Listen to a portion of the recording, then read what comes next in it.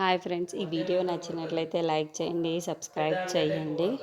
అప్పు కళ్యాణ్ వాళ్ళని ఇంటికి పిలవడానికి వాళ్ళ తాతయ్య మామ వస్తూ ఉంటారు. అది చూసిన కళ్యాణ్ అయితే ఏంటి బామ్మ ఇక్కడికి వచ్చారు అని చెప్పేసి అడుగుతూ ఉంటాడు. ఆ మాటలు వినగానే అక్కడున్న వాళ్ళ బామ్మగారు, రేపు వరలక్ష్మి వ్రతం కదా, ఆచారం ప్రకారం కొత్త కోడలతో ఆ పూజ చేయించాలి, అందుకే మీ ఇద్దరిని పిలవడానికి తీసుకొని వెళ్దామని ఇక్కడికి వచ్చాము అని చెప్పేసి అంటారు. ఆ మాటలు వినగానే అక్కడున్న అప్పు కళ్యాణ్ వాళ్ళు అయితే ఒక్కసారిగా షాక్ అయిపోతూ ఉంటారు.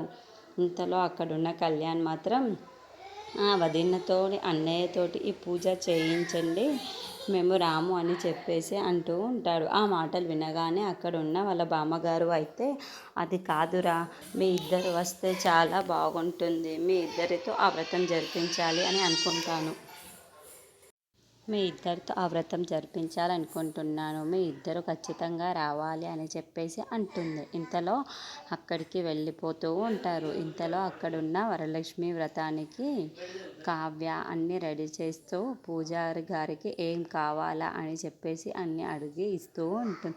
అప్పు కళ్యాణ్ ఎలాగైనా ఇంటికి వస్తారు అని చెప్పేసి చాలా సంతోషంతో ఉంటుంది. ఇంతలో అక్కడ ఉన్న పంతులు గారికి ఏం కావాలో ఏం సర్దాలో అని చెప్పేసి అన్నీ దగ్గరుండి చూసుకుంటూ ఉంటుంది. అది చూసిన ధాన్యలక్ష్మి అయితే, ఏంటి ఇది ఇంత హడావిడి చేస్తుంది, వాళ్ళ చెల్లి ఇక్కడికి వస్తే ఎంత అవమానం జరుగుతుందో ఇంకా తెలియదు, అందుకే ఇంత హడావుడి చేస్తుంది, జరగని చెయ్యని చెయ్యని చెయ్యని తర్వాత నేను ఎంత అవమానం చేస్తానో ఆమెకు తెలియదు కదా, ఇంటికి అప్పు సరైన కోడలు కాదని నిరూపిస్తాను ఎలాగైనా అని చెప్పేసి రుద్రాణితో అంటూ ఉంటుంది.